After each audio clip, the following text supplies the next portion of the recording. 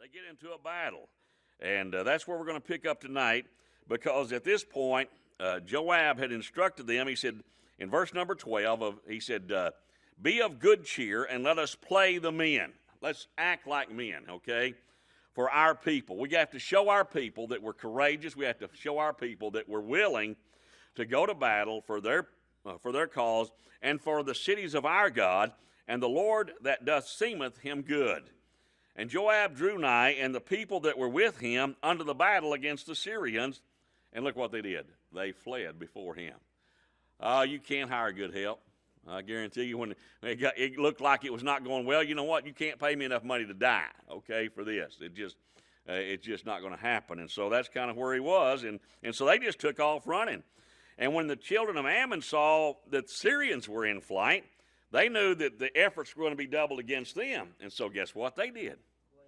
Hello, I'm out of here. I'm not sticking around for this either. I don't care what the king wants. I'm not staying around for this. They fled also to Abishai and entered into the city. So Joab returned from the children of Ammon and came to Jerusalem. Let's pray. Blessed Heavenly Father, we praise you and thank you again for the blessings of the day. And as our brother mentioned a while ago, we thank you for the moisture. We thank you for the rain that we sent. God, we thank you for the sunshine. And Lord, we just thank you for this special time. And we thank you so much that you've answered prayer. We thank you that our lakes and our ponds and our rivers are full. We thank you that that's not something that we have to worry about this year, because you've taken care of it. And we prayed much about it, and you answered our prayers. God, we do pray for those who might be in harm's way.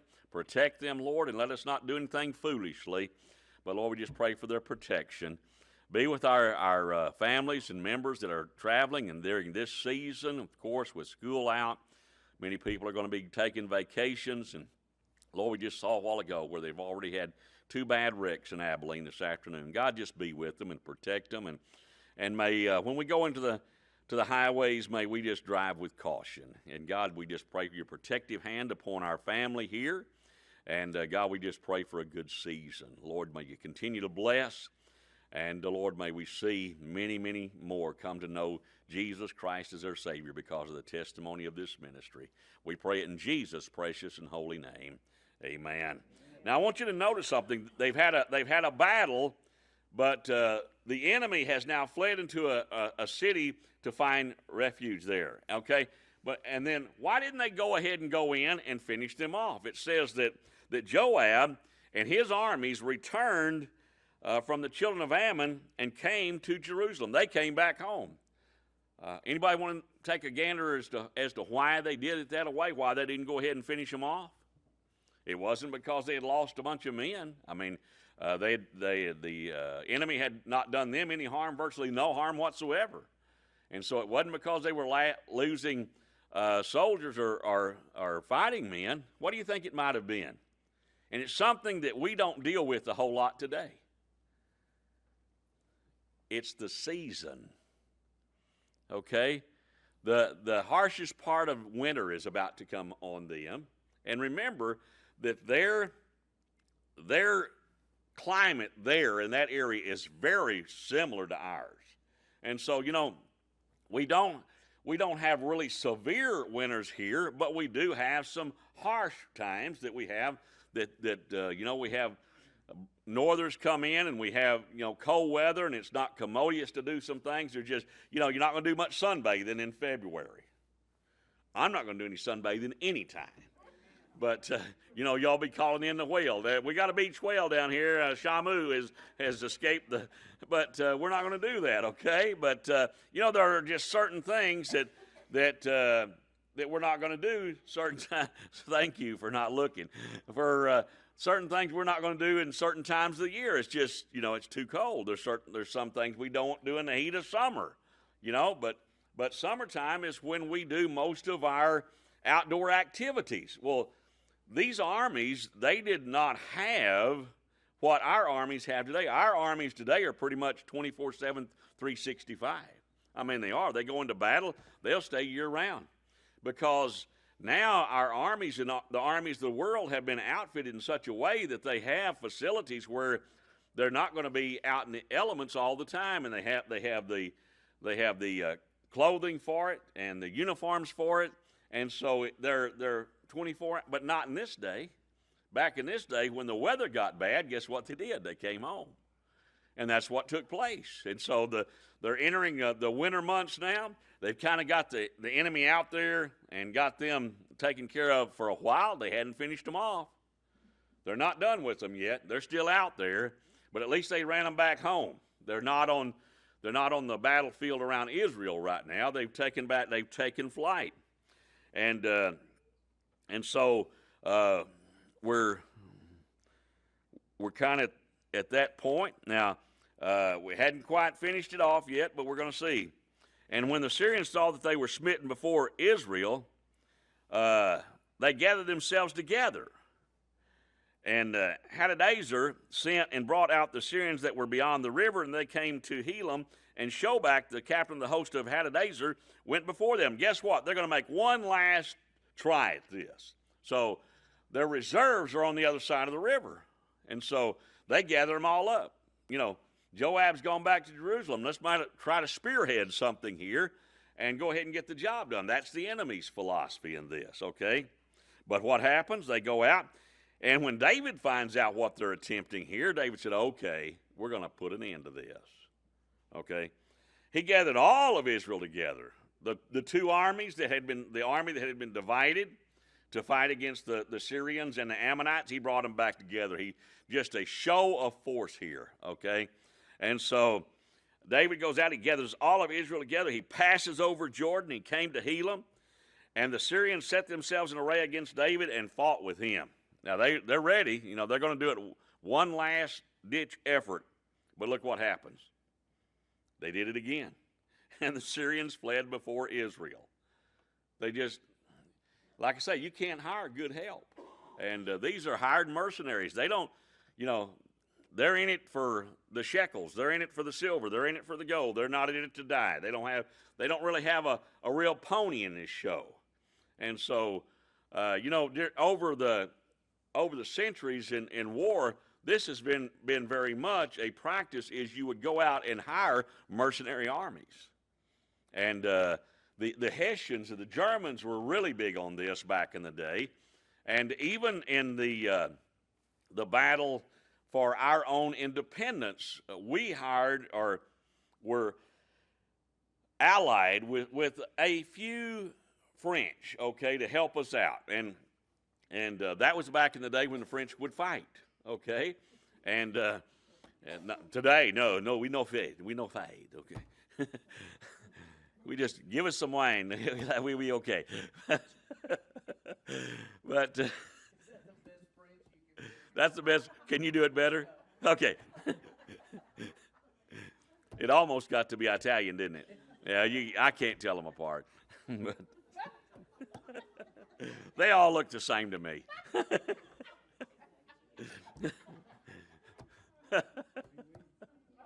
Move on? Okay. Ricky said move on. I'm losing this one, okay? And so the Syrians fled, and David was hot on their heels this time. And look what happens. He slew of the men. First of all, he captured 700 chariots of the Syrians. And then 40,000 horsemen. And not only that, but he also killed their commander. That'll pretty well put an end to things. You know, he did massive damage. He wasn't hot on their heels like Joab. He went right in the middle of them, and he slew a bunch of them. And of course, to get the spoils of war, he's still outfitting his army, and so to get this many chariots, and these were actually Egyptian-type chariots. These were high-dollar chariots. And so he was able to take these and to use them in his own army. And then he slew this many men. And guess what? There's 40,000 of them. They're not coming back. Now that was a whale of an army. This was a very, very large. In what do you call it? Well, when they come together in a very large battle, anyhow, they were. There was a lot of people out there. Engagement, okay, that was the word I was looking for. But he also killed Shobach, the captain of the host, and he died right there. And so this guy's not going home. All right, this, and you know, I always like the old cowboy movies. You know, cowboys and Indians. Kill the chief.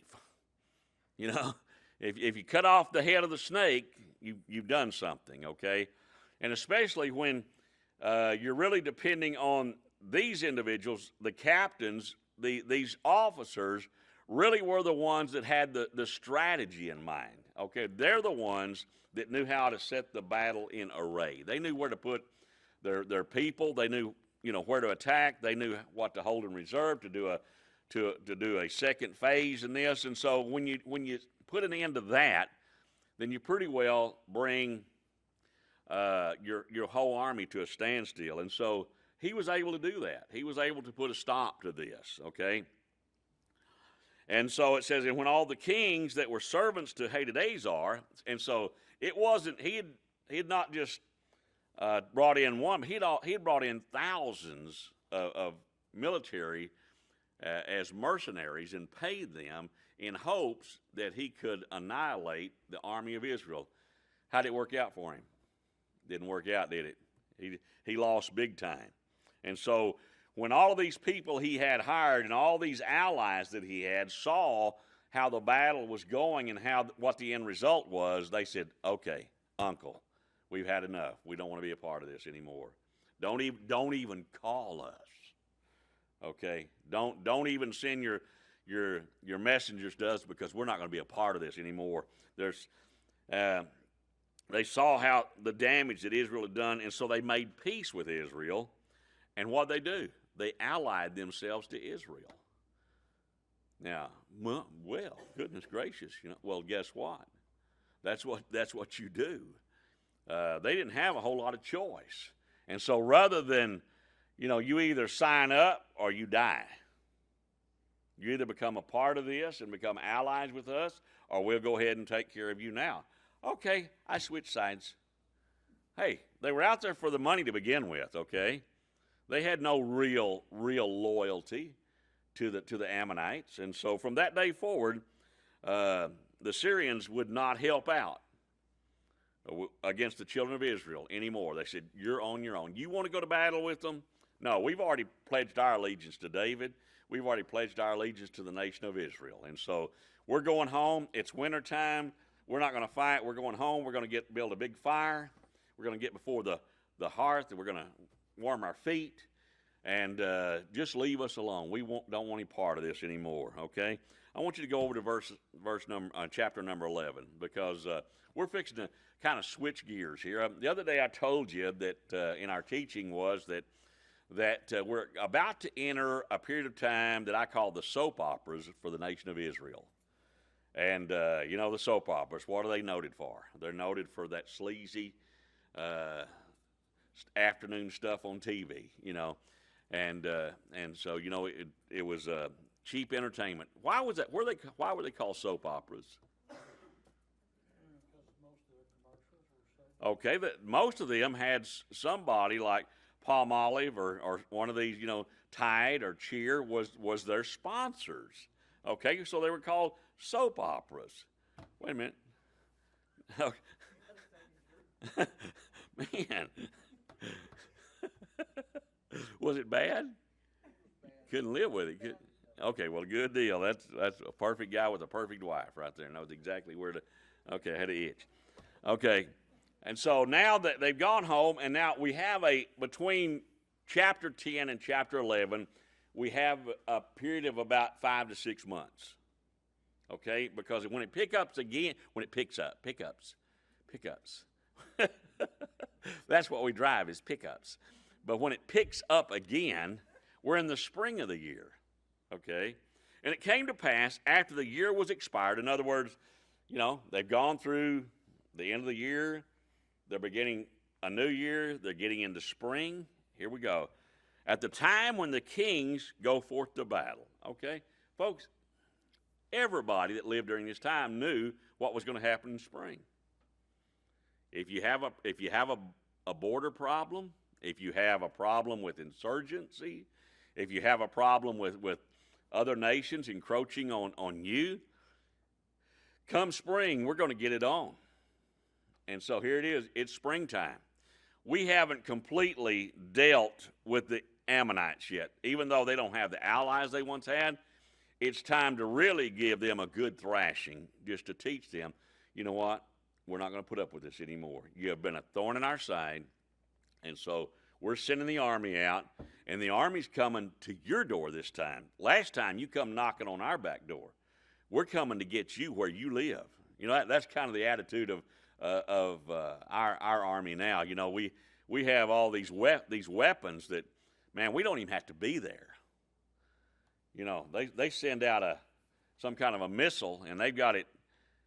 You know, they've got it. Some guy sitting out on a hillside in Afghanistan somewhere with a laser beam pointing at a spot, and from 3,000 miles away from a submarine or from a ship off in the Mediterranean, they launch a Tomahawk missile, and that thing's buzzing along right along the surface of the land. It's coming across there at supersonic speed. And when it gets there, it just and go. I mean, the guy is put out. He is vaporized. You know, you put an end to them. That's if you vaporize them. Guess what? They're not coming back. You release them out of Gitmo. Now they're going to come back. Okay, and that's what some of our candidates, our presidential candidates, want to do. They want to shut down Gizmo. Send them all home. We've changed their mind for them.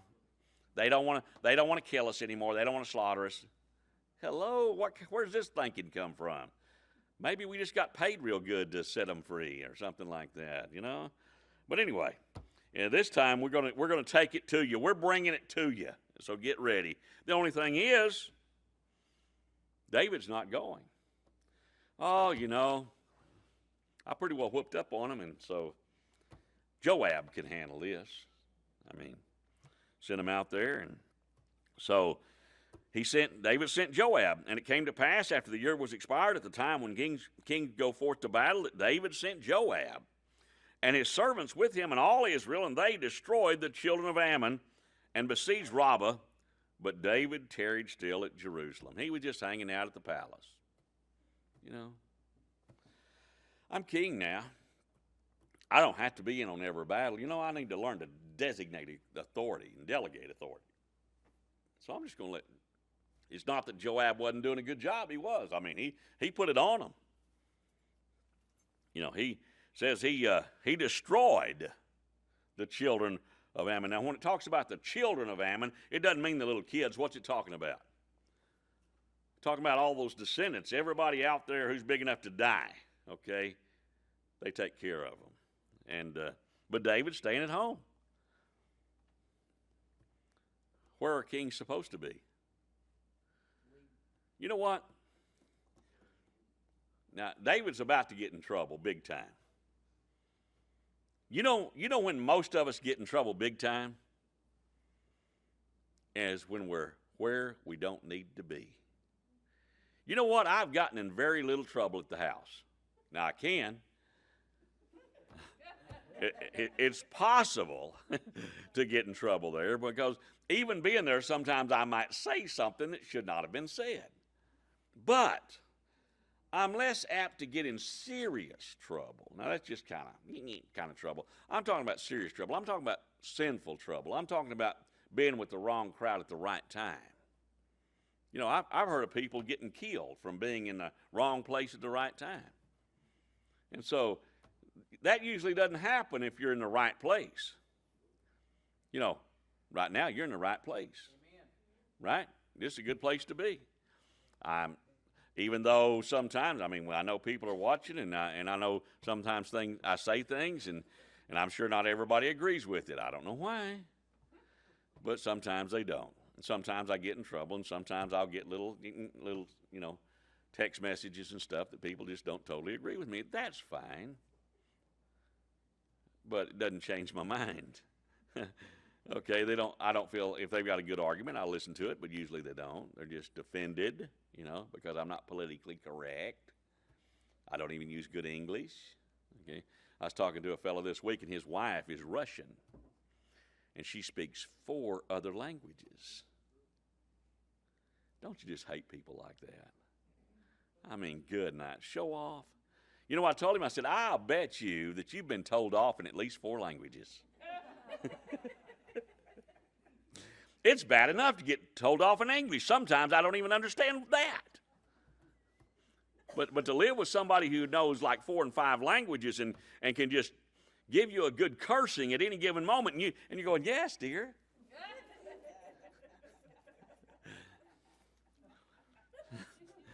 But when you're where you don't need to be. Now, you'd think being at the house, he wouldn't get in trouble, right? Being at the house ought to be a good place to be. But guess what? He wasn't supposed to be at home. He was supposed to be where kings go. He was supposed to be out there in the battlefield with his army. Because they weren't totally without a battle to fight. We're going to see that here in just a few minutes. But he just hanging out in Jerusalem. So here he is. It's the evening. He's laid down for the night. He's restless. He's tossing. He's turning. He can't go to sleep. Wonder why? God's working him over, all right? You ever been there? You ever had one of those nights when you were restless and it wasn't because of just indigestion, or it wasn't because that you drank too much soda pop or something and, had too much caffeine? Sometimes God just doesn't let you rest.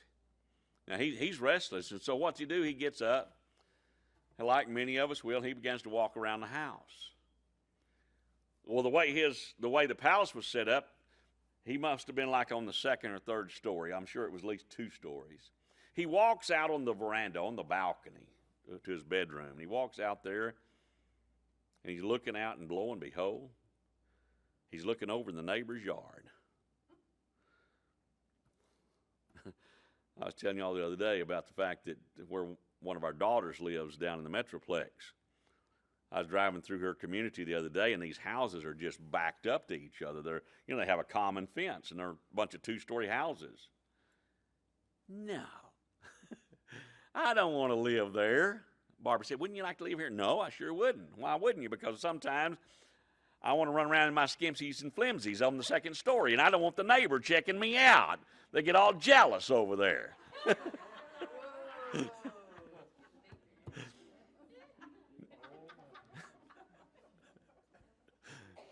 No, I want my privacy, okay?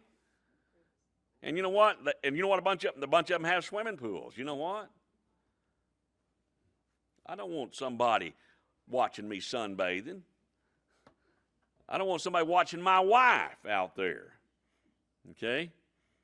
And that's what you have when you're, well, that's kind of the situation he found himself in. He looks out there, and here's this beautiful young lady out there, and she's bathing.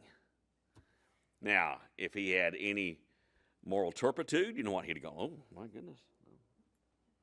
But David his mind was already in the wrong place. He wasn't out on the battlefield. He wasn't with his men. God was already working on him, and the devil said, let me show you. Look at that. She fine, ain't she?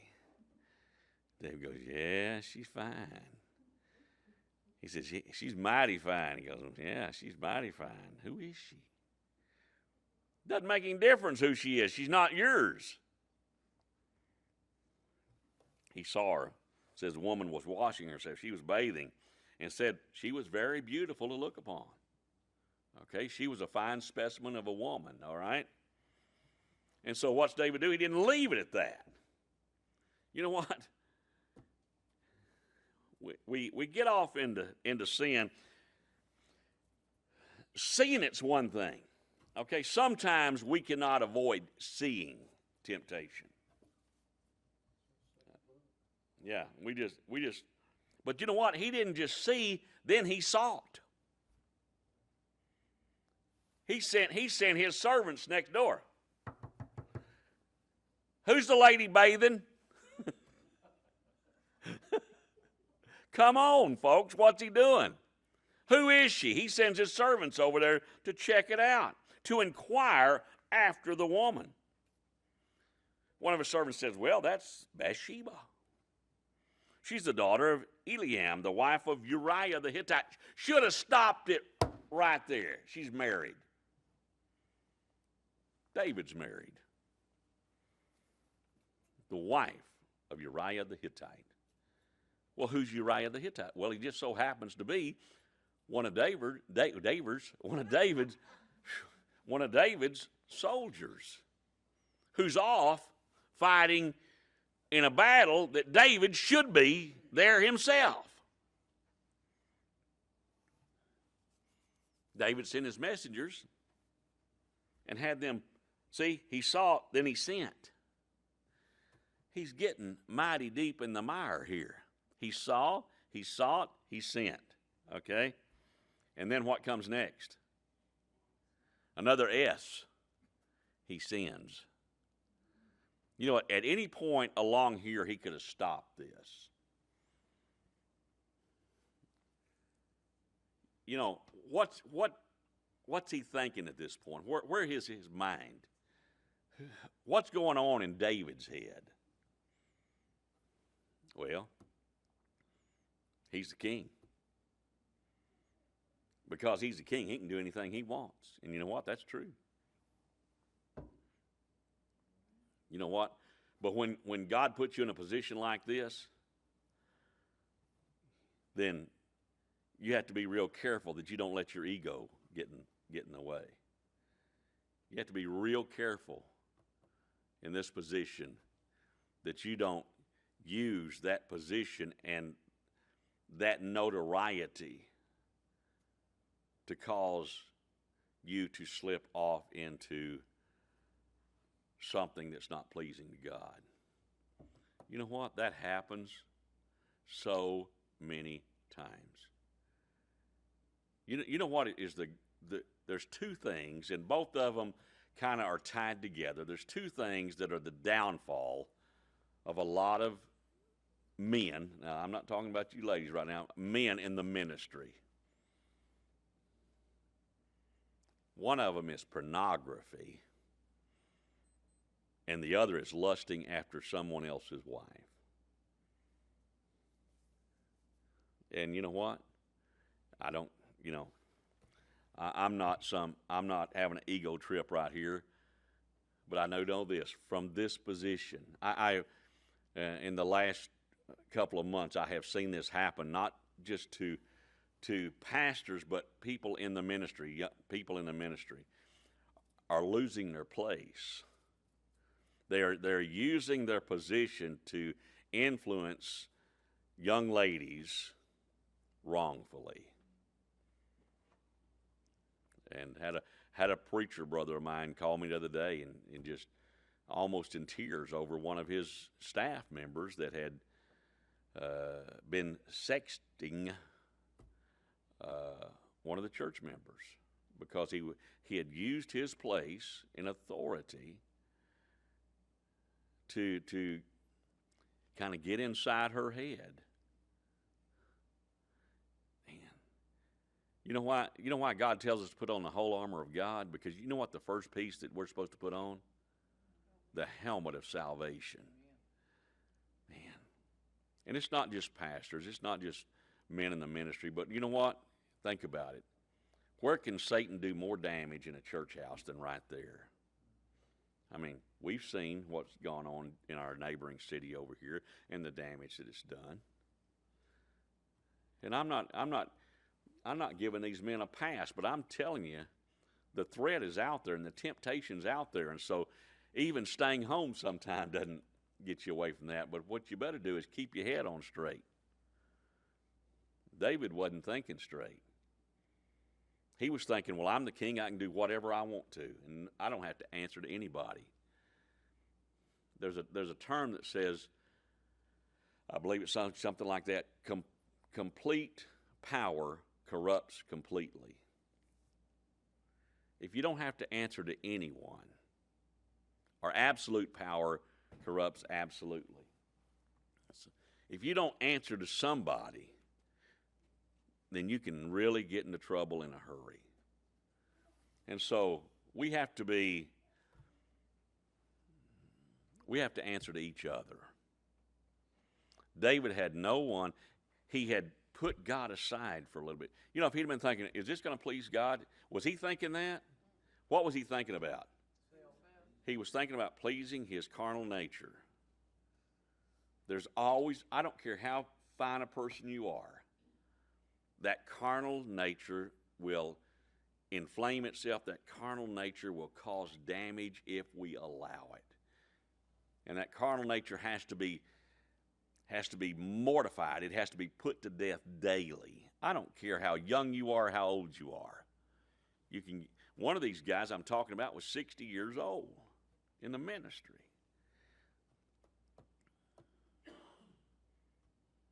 God help that church, because it comes back and it taints the whole. You know what we was talking about?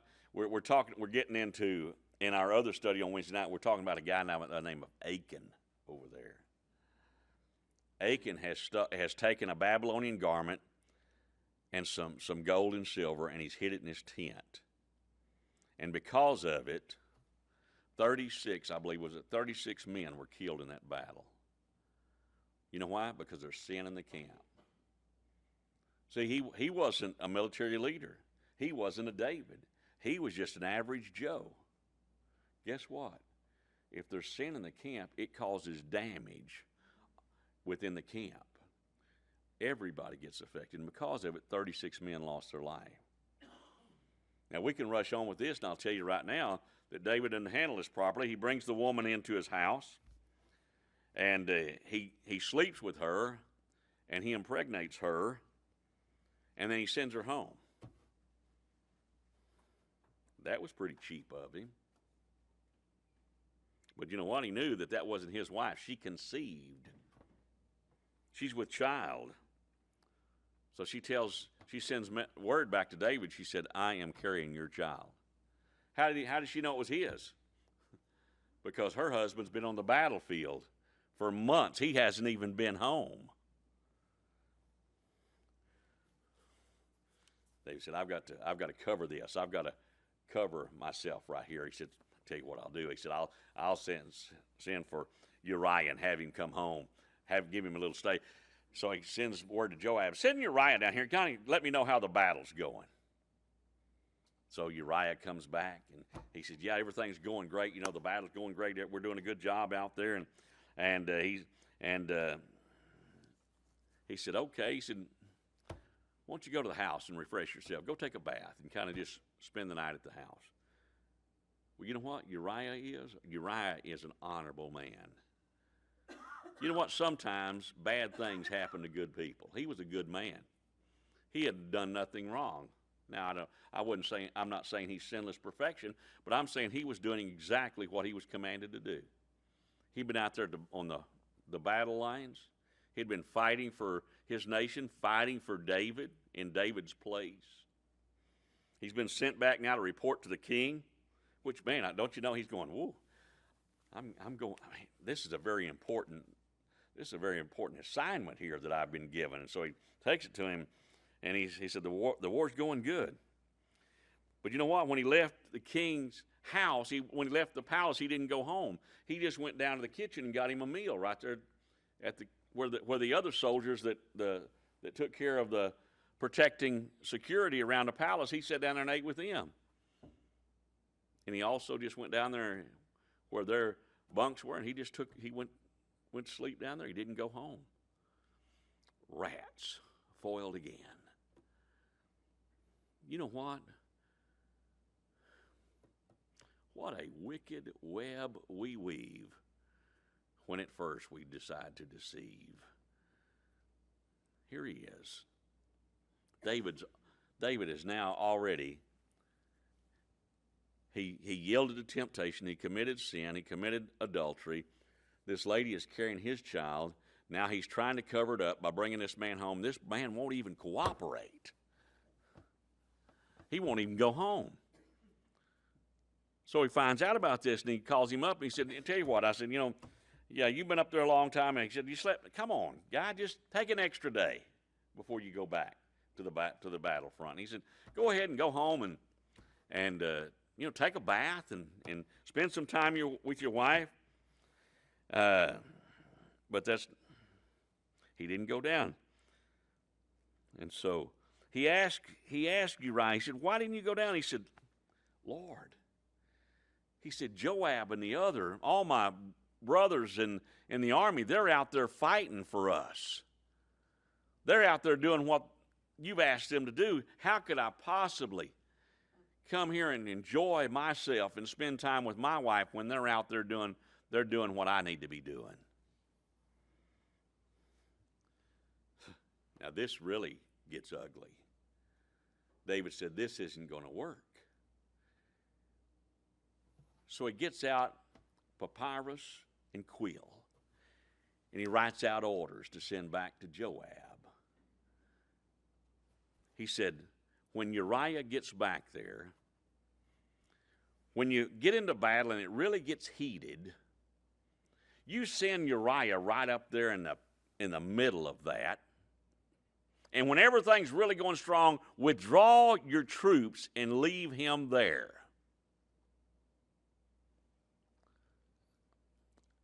That is evil.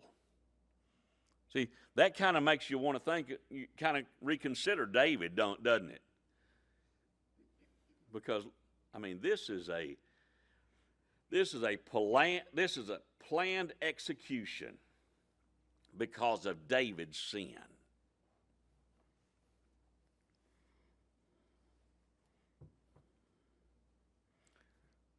And so, can you imagine? Uriah has no idea. All he knows is that the king has orders. He has sealed those orders to give back to Joab.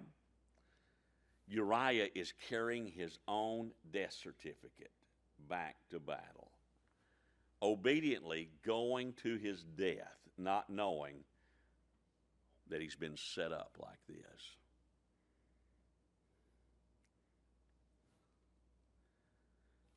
David, even before that, David got him drunk,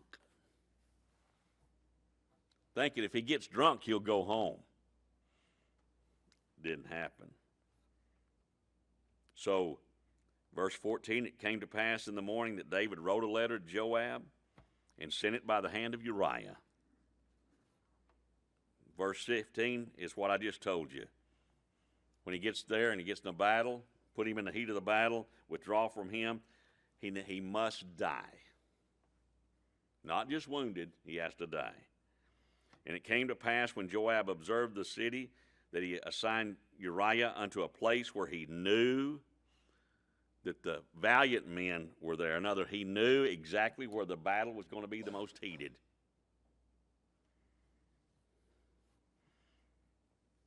And when the battle and there fell some of the people, the servants of David, and Uriah the Hittite died also.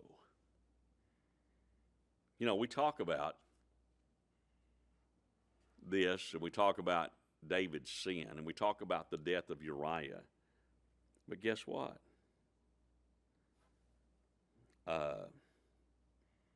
It wasn't just one man that died there that day.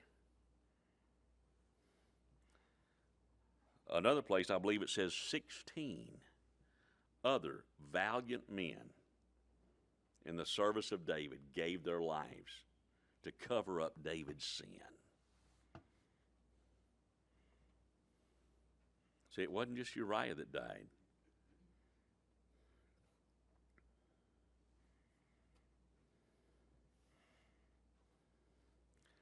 Joab said, okay. He said, we need to send word to David. He charged the messenger, saying in verse number 19, when thou hast made an end of telling the matters of the war unto the king, he said, here's what's going to happen. The king's going to get mad. He's going to think that I have uselessly sent these men to their slaughter. He said, but when he gets angry, tell him Uriah the Hittite is dead. I've carried out your orders. Verse number 22, so the messenger went and came and showed David all that Joab had sent him for. And the messenger said unto David, surely the men prevailed against us and came out unto us into the field, and we were upon them even unto the entering of the gate. And the shooters shot from off the wall upon the servants of the men of some of the king's servants to dead, and thy servant Uriah the Hittite is dead also.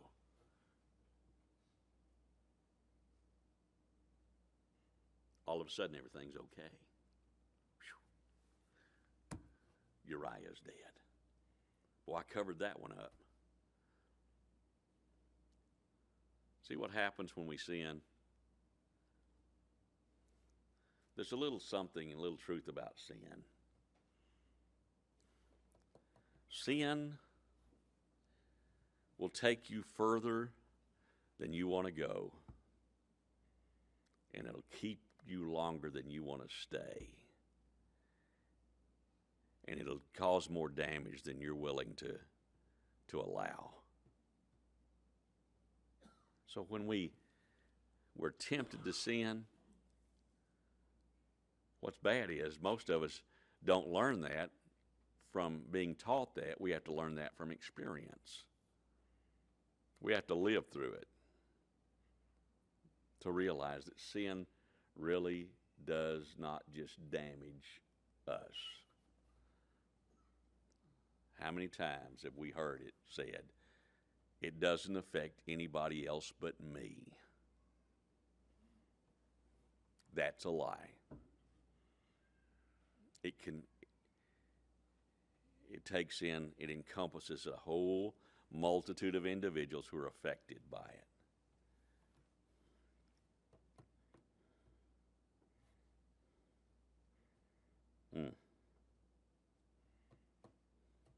Let's leave it off right there. Think about good old David, a man after God's own heart. If a man that strong in God can yield to temptation, guess what? We're not immune to it too.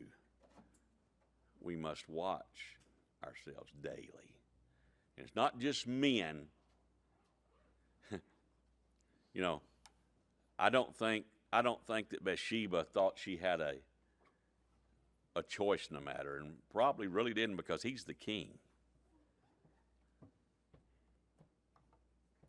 But the fact of the matter is that the sin has consequences. It costs more than what we want to pay.